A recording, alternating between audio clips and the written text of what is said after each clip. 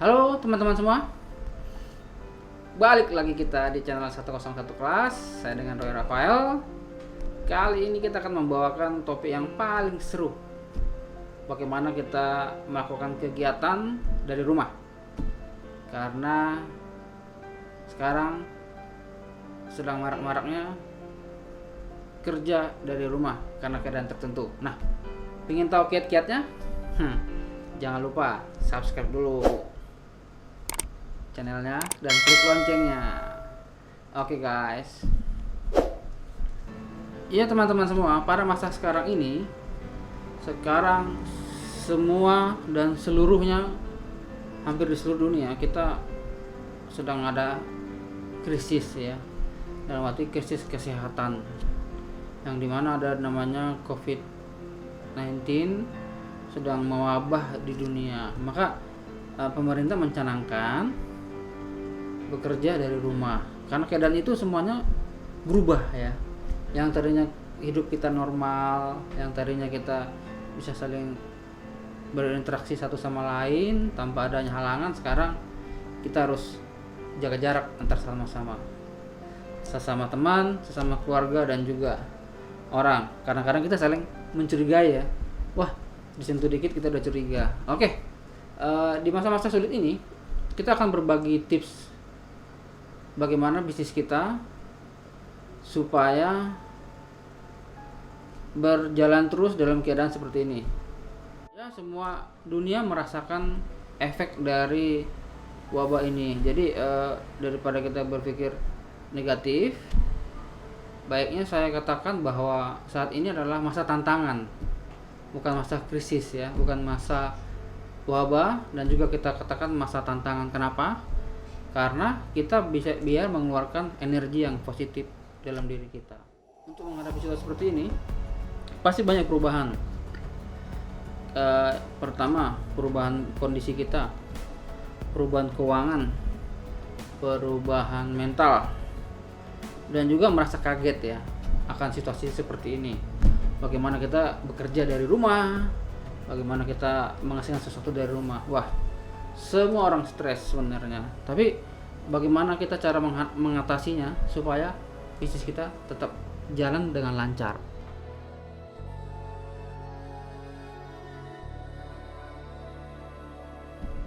Yang pertama, kita jangan panik. Kita katakan jangan panik karena kebanyakan orang kadang-kadang panik ya. Lebih bagus panik itu kategorinya seperti ini. Orang-orang langsung panik, wah gue nggak dapat penghasilan, gue nggak dapat ini. Wah itu pasti pusing kepala ya. Pasti siapapun pusing. Termasuk saya gitu ya. Jadi kita bikin kepanikan itu menjadi ketenangan.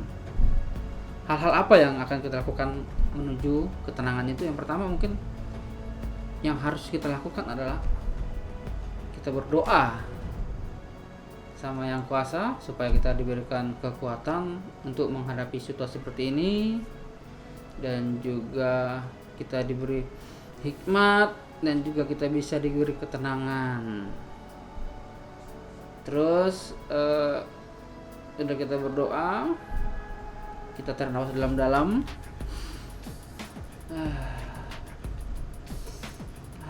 Tarik nafas dalam-dalam, ciptakan energi-energi yang positif. Katakan pada diri ya, aku bisa melewati ini. Aku bisa dan pasti bisa melewati ini. Aku yakin pasti bisa melewati masa-masa yang penuh dengan tantangan ini. Kita nggak akan berjalan sendirian. Kita ada bersama dengan teman-teman, ada dengan Tuhan beserta kita. Istilahnya I will never walk alone gitu loh. Kita ada bersama dengan Dia. Alirkan energi-energi yang positif terhadap diri kita dan juga terhadap lingkungan kita. Kita berikan ketenangan dan jangan panik. Katakan aku bisa mengatasi tantangan ini.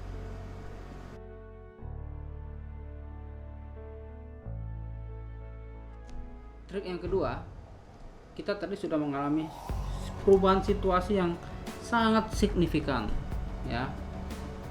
Kita bisa beradaptasi dengan situasi tersebut. Nah, adaptasinya seperti apa? Misalkan yang tadinya kita pergi ke sana kemari, motret harus ke sana, kita adaptasi dengan lingkungan kita. Misalkan nih, teman-teman misalkan punya bisnis foto dan cetak foto, katakan seperti ini, tetap di rumah kami akan cetak fotonya. Itu bisa bikin iklan di Instagram teman-teman ya. Terus kemudian katakan lagi, Anda tetap di rumah, biar kami yang foto produk Anda. Jadi caranya bagaimana? Anda mengirimkan produknya melalui pos atau melalui aplikasi online, diantar ya, ada aplikasinya. Jadi kita tetap terima layanan walaupun di rumah. Foto produknya kita foto di rumah kita, di studio. Itu yang kita lakukan, adaptasi terhadap situasi lingkungan yang sedang berjalan ini. Terus kemudian kita juga bisa katakan, misalkan Anda tetap di rumah, biar kami yang proses video Anda. Nah, gitu. Maksudnya apa? Kalau Anda bekerja dalam jasa editing video, gitu ya. Kan sekarang banyak para orang-orang atau content creator atau YouTuber atau videographer yang terima editan gitu loh. Jadi mereka kasih jasa yang butuh edit video. Itu bisa Anda lakukan dengan kalimat-kalimat seperti itu. Jadi kita beradaptasi dengan situasi yang ada dengan sekarang ini, walaupun sekarang keadaannya berbeda. Jadi kita bisa mengalirkan energi yang positif terhadap dagangan kita atau jasa kita. Oke. Yang kemudian itu kita lakukan terus selama masa tantangan ini. Yang ketiga dari kita itu adalah kita harus sabar dan menahan diri.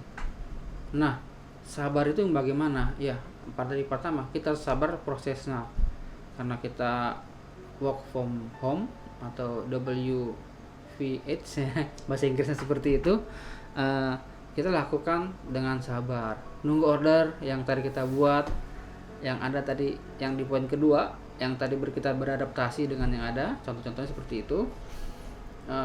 Kita sabar nunggu ordernya, kita lakukan terus promosi, kita lakukan promosi di Instagram. Kita harus sabar dalam keadaan seperti ini. Kita katakan, gua pasti bisa mendapatkan masukan dari ini. Terus kemudian kita nahan diri untuk apa?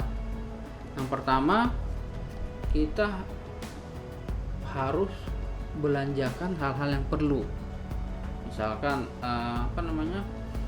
jangan nambah gear dulu. Jangan nambah karyawan dulu kalau kita punya karyawan. Jangan beli hal-hal yang nggak perlu gitu. Kalau kita perlu, kita beli. Nah, kita harus tahan diri. Gue pengen, tapi keinginan kita itu jangan melebihi batas kemampuan kita, karena kita tahu kondisi sekarang ini. Yang keempat, kita melakukan investasi alat. Nah, alat-alat yang ada yang kita punya itu fotografi ya, dari mic misalkan, light stand, background, semuanya itu diinvestasikan, dihitung, dan ingat, karena masa krisis ini itu jangan dijual, karena harga alat-alat fotografi itu adalah harganya dolar. Ingetin, dolar sekarang naik. Nanti pada saat Anda jual sekarang itu nggak bisa beli lagi di kemudian hari. Yang ada pada saat masa tantangan ini berakhir, alat kita nggak ada semua, habis, kita jual. Kalau memang perlu untuk kerja berikutnya, kita jangan jual alat kita, investasikan alat, karena pun alat ini investasi walaupun nilainya menyusut ya, karena ada biaya kerusakan, biaya penyusutan lah, karena ini barang-barang elektronik semuanya. Terus kita lakukan hal itu, jangan sampai kita menjual. Karena misalkan lensa sekarang belinya 1.000 ya, mungkin besok itu harganya sudah 2.000 atau satu setengahnya lebih naik lagi. Nah itu kira-kira kalau lensa. Kalau misalkan body itu pasti akan turun, tapi kalau nilai investasi yang kalian dapat, apa yang kalian beli kemarin itu dipakai terus selagi alat kita itu masih berfungsi dengan baik. Tapi ingat, dijaga. Yang kelima, ya ini kita berkreasi dan bermanuver dalam berbisnis. Contohnya bagaimana berkreasi, kita bikin hal-hal kreatif yang baru. Misalkan foto produk murah, itu kreatif ya. Foto produk bagus dan Anda tetap di rumah, itu tadi kreatif yang termasuk salah satunya. Kemudian kita bermanuver. Contohnya bermanuver itu bagaimana? Kalau misalkan saya tadinya penjual jasa fotografi, mungkin kita bisa bermanuver sebagai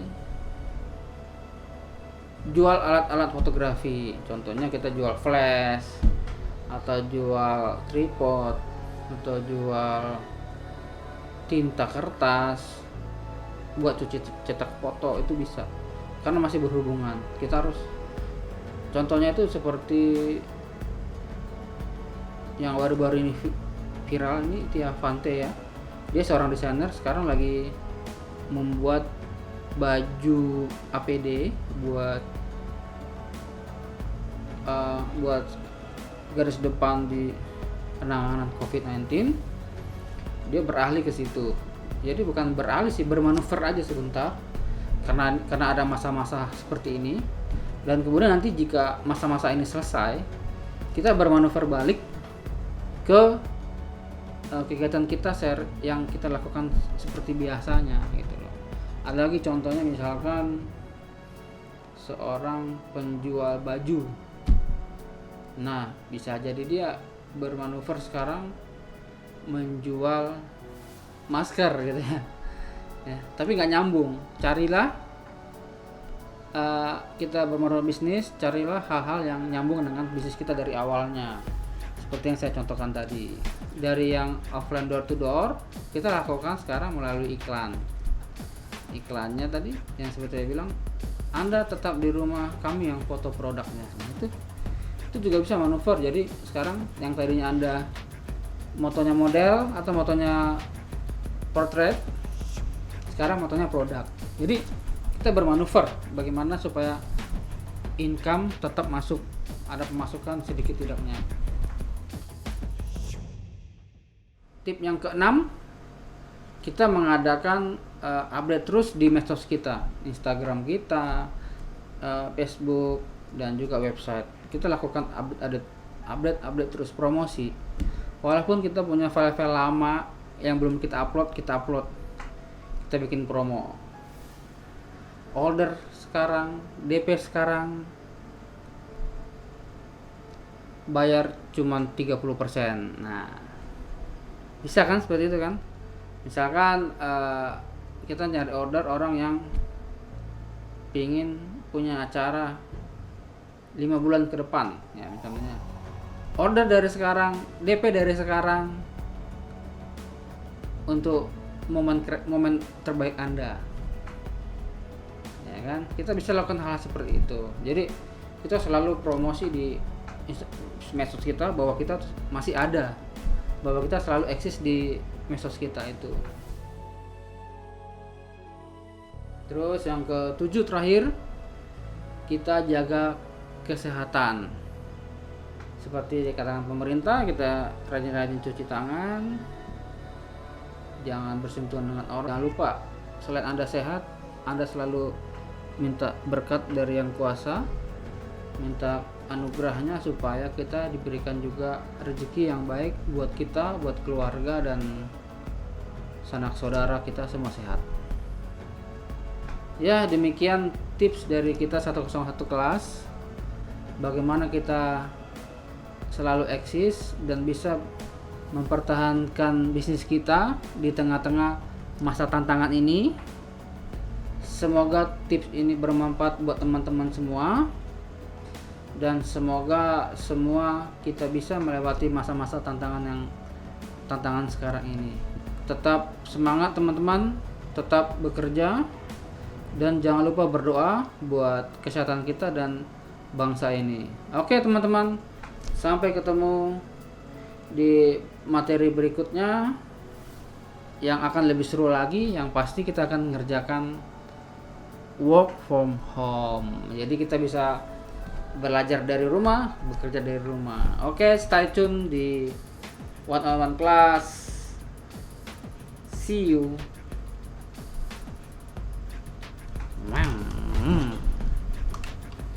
Good.